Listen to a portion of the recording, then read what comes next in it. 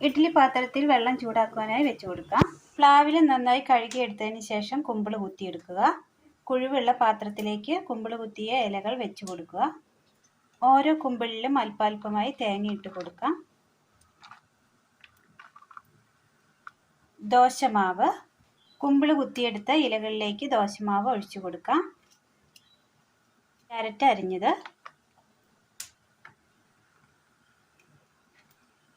ശേഷം ഇതിന് മുകളിലായി തേങ്ങ ഇട്ട് കൊടുക്കാം. ഇഡ്ഡലി തട്ടിലേക്ക് വെച്ച് കൊടുത്ത് നന്നായി ഒന്ന് ആവി കയറ്റിയെടുക്കാം.